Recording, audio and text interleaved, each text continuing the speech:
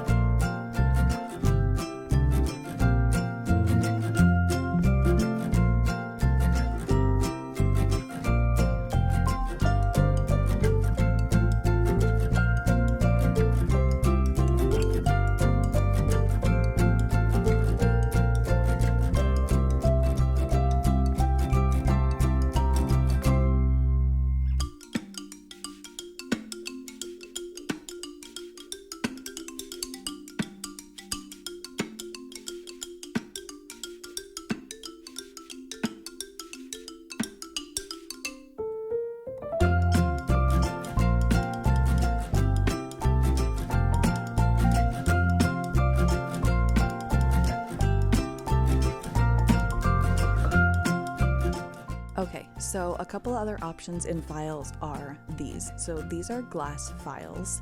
They're called Ergo files, and they're available on Amazon if they're not sold out. So check out my Amazon storefront below if you're interested. But you can go right around the cuticle line with this product. It gets a really nice clean line, and it's gentle because only the part that's touching the dip powder right now is the file. The rest of it is like a smooth glass. This is another version of the Ergo file. It does the same thing, it's just a different shape. So to go along your sidewalls there and then around the cuticle line, it just does such a nice job doing like finish work to get that really crisp, clean line. So glass files, highly recommend, especially if your skin is just more sensitive to getting cut up by a regular file. I don't know what you call a regular file. Anyway, this is a metal file. So I don't know if you're like me, but I was born in the 80s, grew up in the 90s, and my mom always had a metal file in her purse, and I always thought, what good is that? But that's another good option because it's nice and thin and it can get in along that dip powder line. Now, this is another glass product. It is a cuticle pusher on one end, and then that pointy end I love, love, love for cleaning up around the cuticle line. Now I'm showing you right here how it works, but my favorite time to do this is after I'm done filing and buffing or e-filing, when I rinse my hands with water and it gets everything kind of like moistened up. I love to use that pointy edge of the glass cuticle pusher to clean that up. So I'll talk about that more in a couple minutes here. This is my triple D e-file. I just took out a carbide bit, which I do use a fair amount of the time, but for beginners and I don't know, I go back and forth as far as my preference, but these diamond bits that come with most e-files are so friendly. So I could go right over my skin with this and it's not going to hurt me. They're very, very friendly to your skin. So I highly recommend them for beginners. Plus, they're not really toothy, like gritty. They're not really meant for removing bulk. So if you're filing the color off of your nail, this is going to take you a minute. But for shaping, I love them. So I'm using this drill I like to go between 10 and 12,000 RPMs. That's my comfort level. You can start slower, but I do what you just saw. So I go around the side wall, all the way around the cuticle line and up the other side, and then I smooth out that transition. You really want a nice smooth transition from your dip powder down to your natural nail.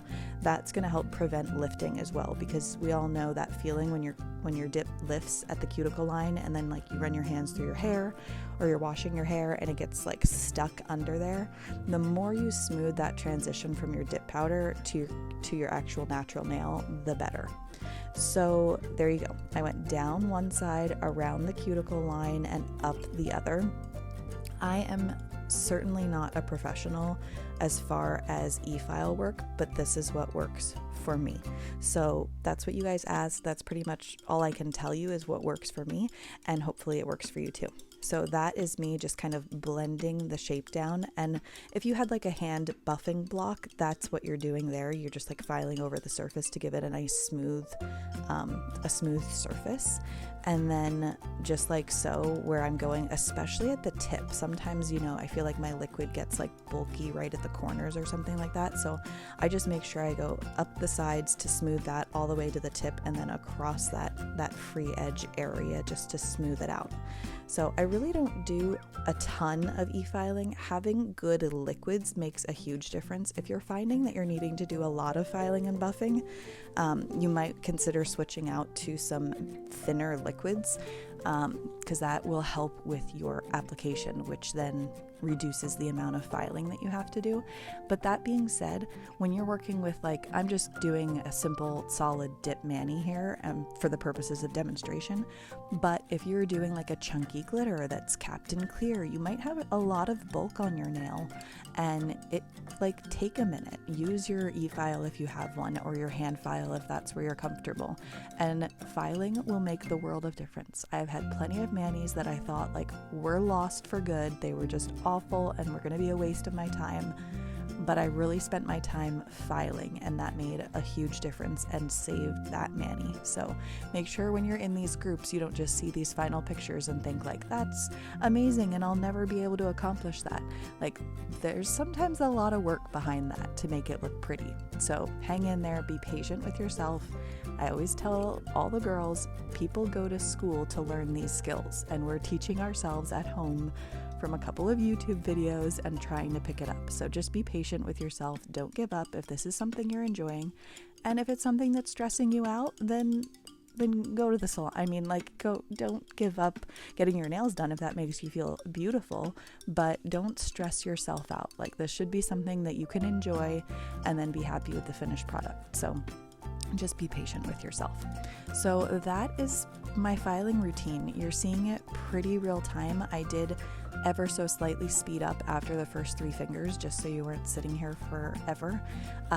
But it's about, I don't know, I probably took about 20 minutes to do my hand filing and then e-filing, which that's just one hand, you guys. So it can take a minute, but I think it's worth it in the end if you're happy with the look, especially if you're someone who's wearing your mani for 2 weeks. You want it to look nice, right? So put that effort in on the front end and you'll be happy in the long run. I do all of this effort and my manis come off after about 2 days, but hey, it makes me happy. So that's why I do it. So I hope this was helpful for you. Hang in there while I finish up, and I will be back in a second with some final thoughts.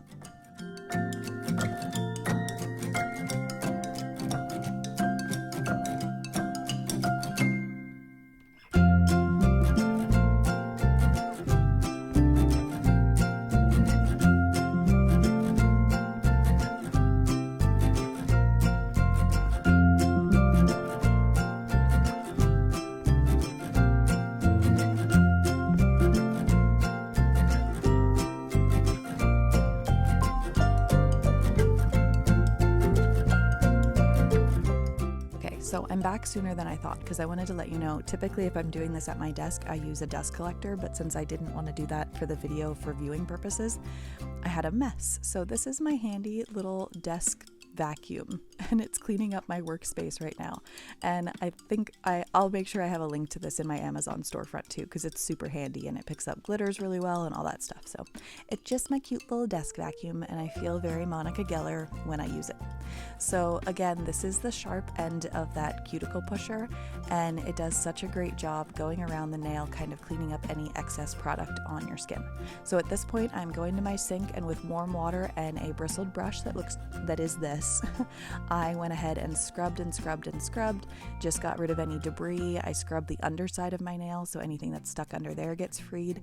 And then actually standing at my sink, I would use this just like you're seeing here. So I go all around the cuticle line, anything that's stuck around there, I just really work out. I look like I'm being really aggressive. It's not that aggressive.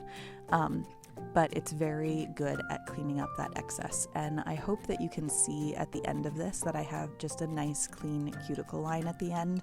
I chose white because probably white or black are going to be like the really easy ones to see how your cuticle line turns out.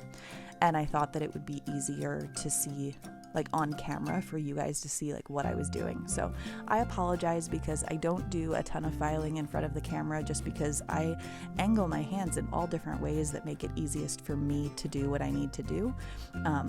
It's kind of an awkward thing to do on camera, so that's why you don't see it a whole ton from me. But now I have this exclusive video for filing and shaping and I will reference it frequently so that any new people to my channel can hop back on and see how I do, what I do, and hopefully it works for them. So I am going in with my gel top coats today. So this is actually Triple D gel base. If you are new here, welcome. And you wouldn't have heard me say before that if I finish my mani with a gel top coat, I like to put gel base down first.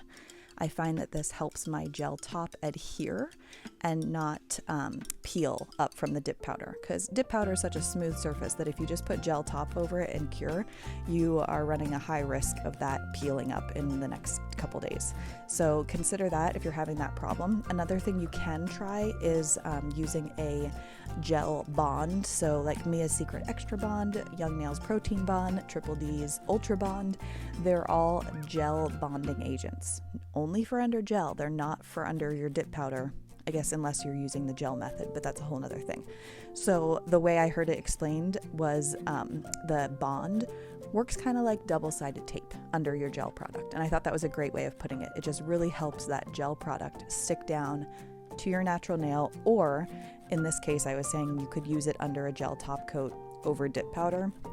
I've done that. I tried it a few times. It was okay. I still ended up having peeling. Not as quickly as without it, but I find that the gel base gel top combo for me has been the best way to prevent my gel top coat from curing.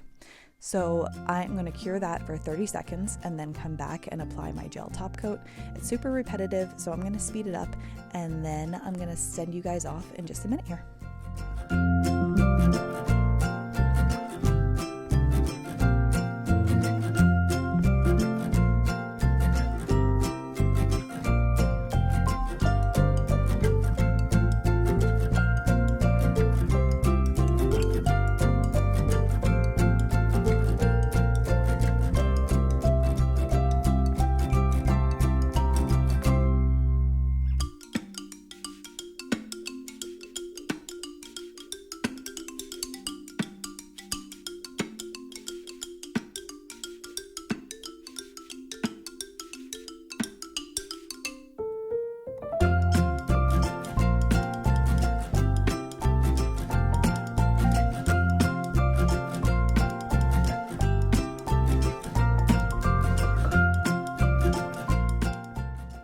So there is the finished look, and I'm going to use my Candi Skincare Cuticle Candy to hydrate those cuticles after all I just put them through, and that is my favorite way to finish up any mani. So if you don't have Candi Skincare in your arsenal, make sure you check them out, and I have a I have a discount code linked in the description box below. You guys, it has been a week, I tell you.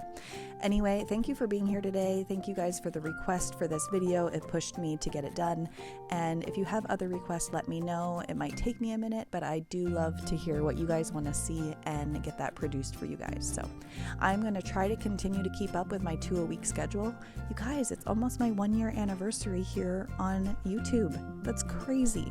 But we have a lot coming up with our family personally in the coming weeks, and so you might see a drop off to 1 a week. I will try to keep you guys updated. If you are on Instagram, please follow me so that I can keep you updated on my schedule if there are any changes. But I'm going to try to keep up because I love being here with you guys, but sometimes life demands our attention. So check out that glow. Make sure you keep an eye out for the announcement for Moonlight's release this week. You won't want to miss it. And I will see you guys in my next vid. Bye now.